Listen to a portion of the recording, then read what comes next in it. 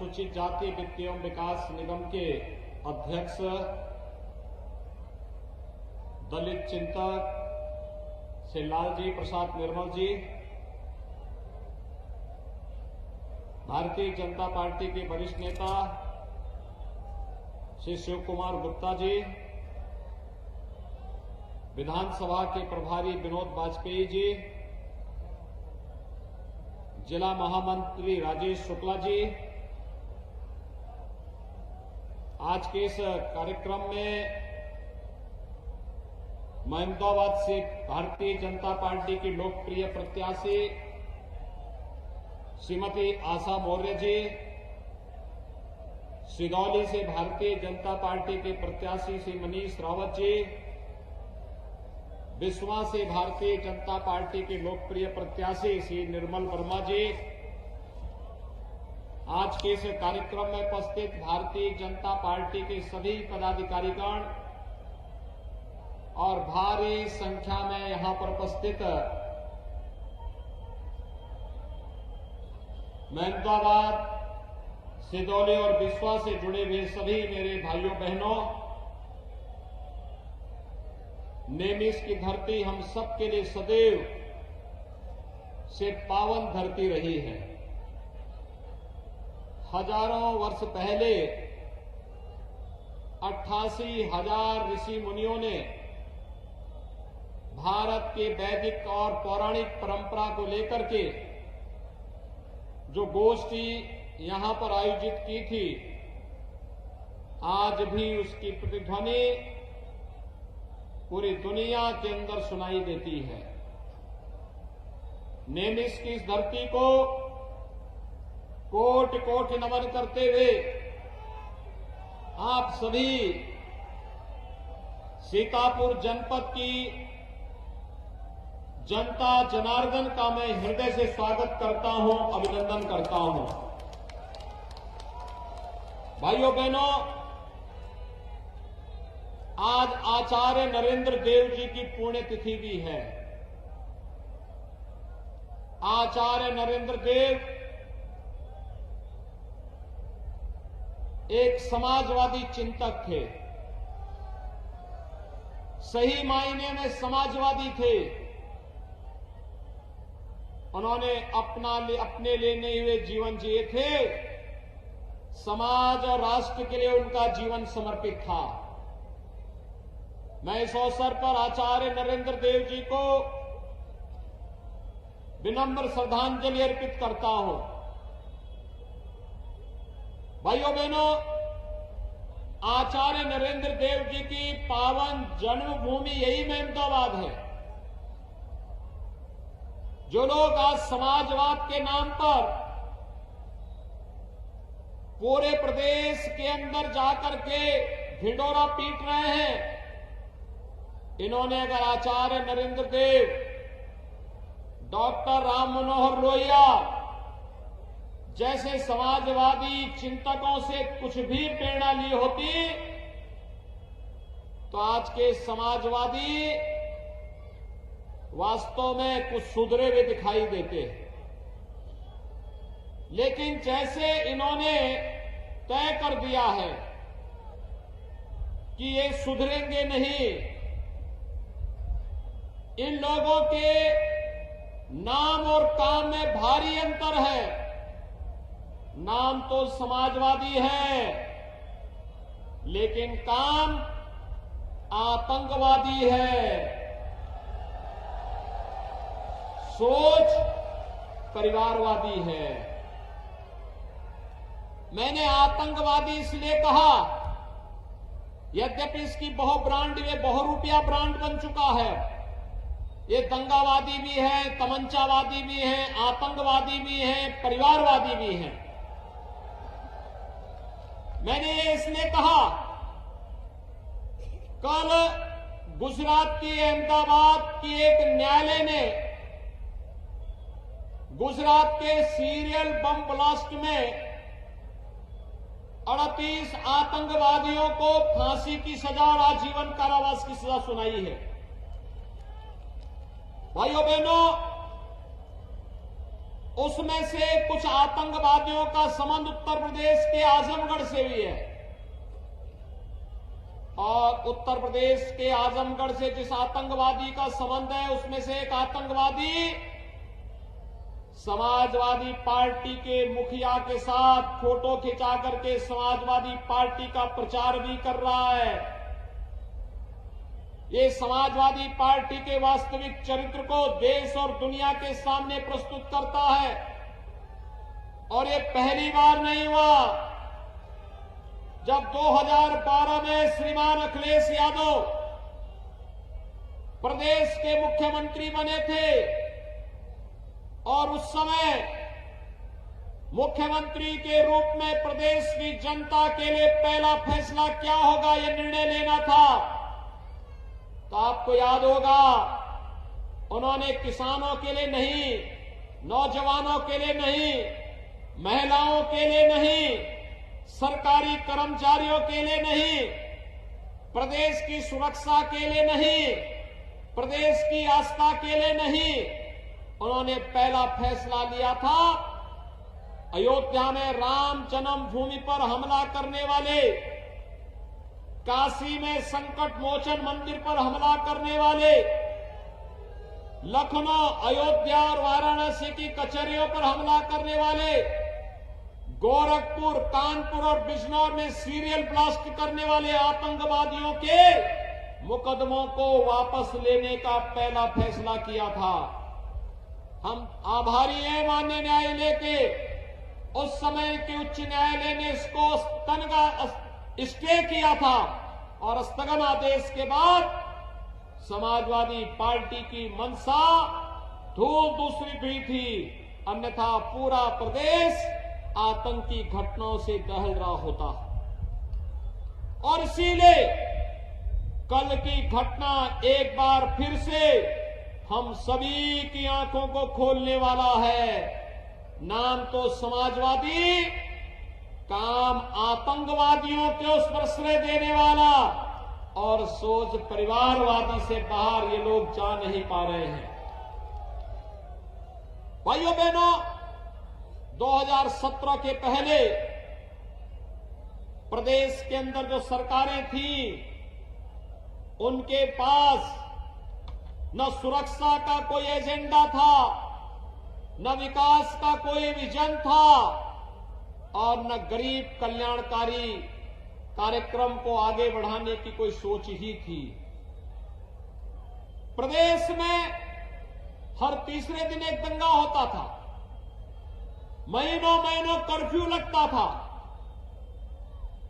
माताएं बाजार नहीं जा पाती थी, बेटियां स्कूल नहीं जा पाती थी, नौजवान के रोजगार पर ये लोग डकैती डालते थे, कोई नौकरी निकलती थी, चाचा भतीजा और इनके महाभारत के सारे रिश्ते वसूली के लिए निकल पड़ते थे।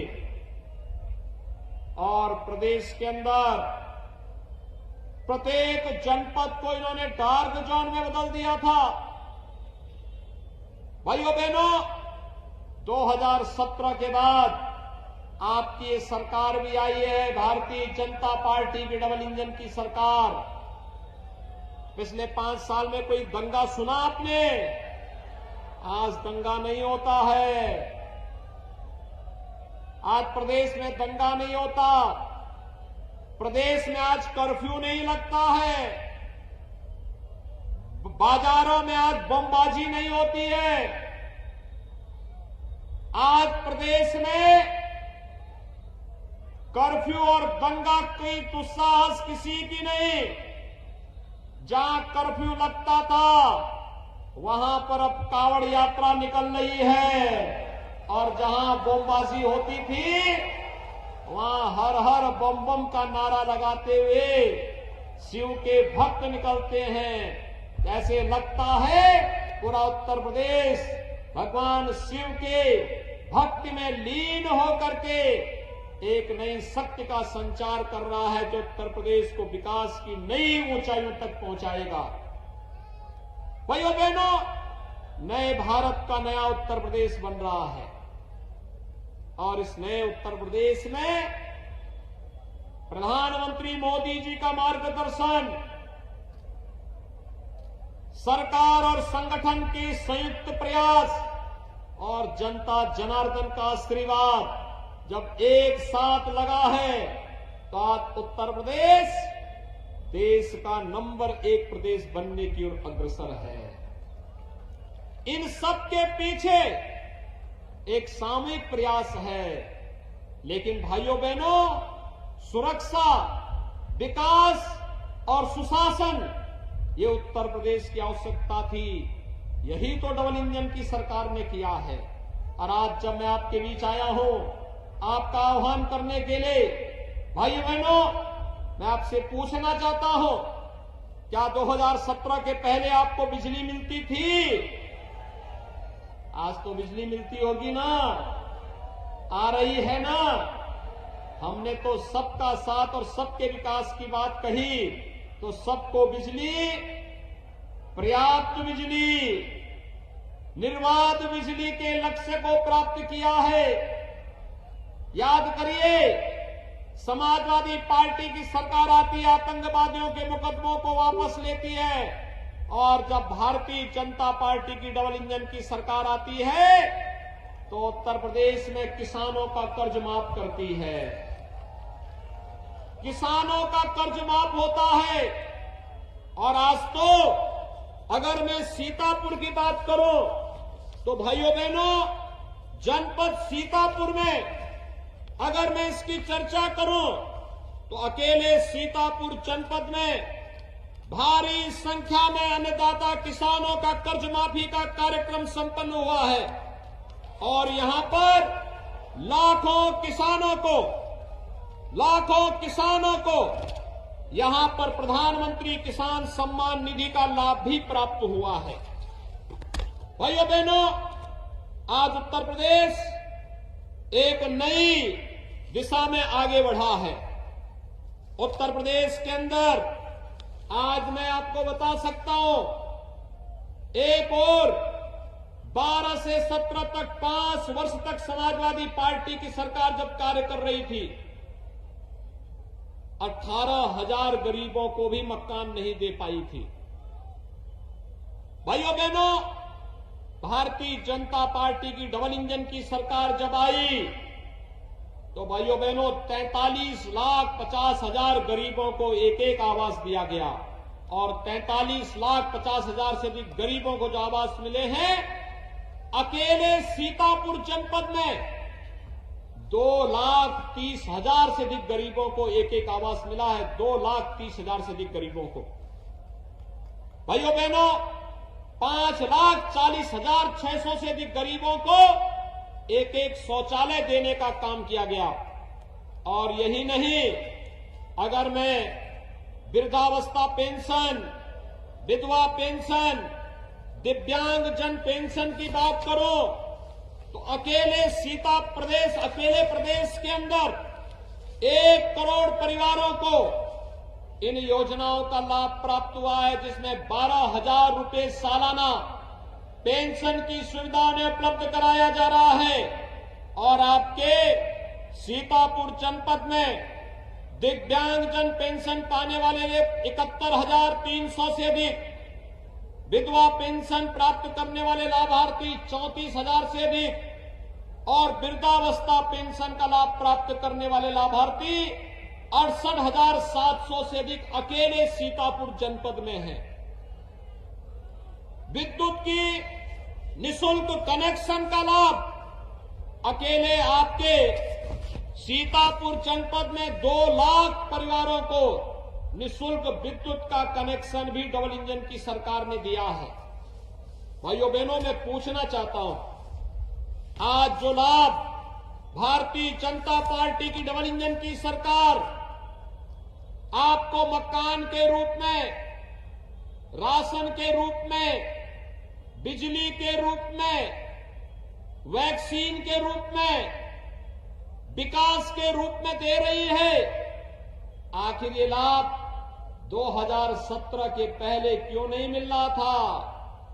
कारण साफ है, पहले की सरकार की सोच संकुचित थी। पहले की सरकार नाम समाजवादी, और सोच परिवारवादी थी, परिवारवादी।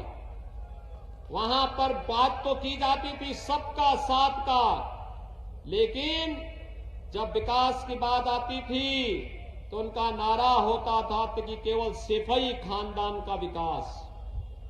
भाइयों बहनों, भारतीय जनता पार्टी ने जब सबका साथ और सबके विकास की बात कही तो सबका साथ और सबके विकास का मतलब प्रदेश के 25 करोड़ लोगों के विकास की बात। पहले विकास का ये पैसा ये परिवारवादी लोग, इनकी संकुचित दायरे की सोच और इनके इत्र वाले मित्र के घर में चली जाती थी। आज भाइयों बहनों, इत्र वाले मित्र से पैसा निकल करके हम लोग गरीबों के घर तक पहुंचा रहे हैं। गरीब को मकान दे रहे हैं, गरीब को राशन दे रहे हैं, हर नागरिक को सुरक्षा दे रहे हैं। कोरोना कालखंड में आपने देखा होगा कि सरकार ने फ्री में टेस्ट, फ्री में उपचार, फ्री में वैक्सीन, सबको वैक्सीन देने का कार्य किया। आपने यहां पर महमूदाबाद में कितने लोगों ने वैक्सीन ले ली है? कितने लोगों ने वैक्सीन ली है? आपको मैं धन्यवाद देता हूं, आपने वैक्सीन लिया है। ये वैक्सीन कोरोना के खिलाफ देश की लड़ाई का प्रतीक है। कोरोना हारेगा तो भारत जीतेगा। कोरोना हारेगा, भारत जीतेगा।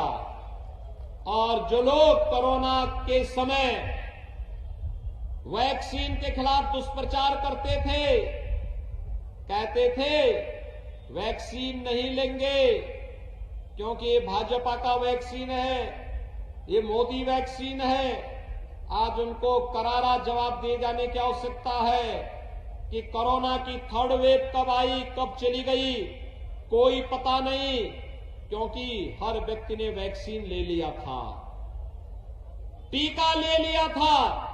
टीका का ये प्रभाव है कि आज हर व्यक्ति की जान बची है। जो लोग जान के साथ खिलवाड़ कर रहे थे, भाइयों बहनों, आज उनको बताइए कि अगर मोदी वैक्सीन के कारण जान बची है, भाजपा वैक्सीन के कारण जान बची है, तो वोट भी भारतीय जनता पार्टी के ही चुनाव चिन्ह पर हम लोग देंगे। ये जवाब उनको दे जाने की आवश्यकता है। भाइयों बहनों, सरकार ने संकल्प लिया है, भारतीय जनता पार्टी की डबल इंजन की सरकार प्रदेश के अंदर सुरक्षा, प्रत्येक नागरिक के जीवन में खुशहाली, प्रत्येक प्रदेश के बिना भेदभाव के प्रत्येक जनपद में विकास की योजना को लेकर के प्रभावी ढंग से आगे बढ़ेगी। और आज उसी अभियान को आगे बढ़ाने के लिए मैं महमूदाबाद में आपके बीच आया हूं, आप सबसे अपील करने के लिए कि भारतीय जनता पार्टी ने श्रीमती आशा मौर्य जी को अपने प्रत्याशी के रूप में महमूदाबाद विधानसभा सीट पर चुनाव अपना प्रत्याशी बनाया है। बिस्वा से श्री निर्मल वर्मा को अपना प्रत्याशी बनाया है और सिधौली से श्री मनीष रावत भारतीय जनता पार्टी के प्रत्याशी के रूप में आपके बीच में यहां पर उपस्थित हुए हैं।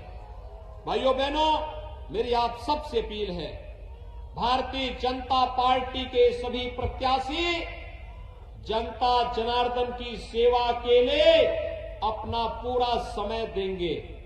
और इसके लिए आवश्यक है, अगर आप चाहते हैं प्रदेश दंगा मुक्त रहे, भय मुक्त रहे, कर्फ्यू मुक्त रहे, विकास की योजनाएं जिस तेजी के साथ पिछले 5 वर्षों के अंदर बिना भेदभाव के गांव, गरीब, किसान, नौजवान, महिलाएं और समाज के प्रत्येक व्यक्ति तक पहुंची हैं, ये योजनाएं इसी प्रकार से चलती रहे। इसके लिए आवश्यक है प्रदेश के अंदर एक मजबूत सरकार की और डबल इंजन की ही सरकार हो सकती है, जो आपको सुरक्षा और विकास के मुद्दे पर आगे बढ़ाने का कार्य कर सकती है। लेकिन मजबूत सरकार के लिए महमूदाबाद, सिधौली और बिस्वा से भारतीय जनता पार्टी के प्रत्याशियों का विजयी होना आवश्यक है। क्या आप सभी सहमत हैं?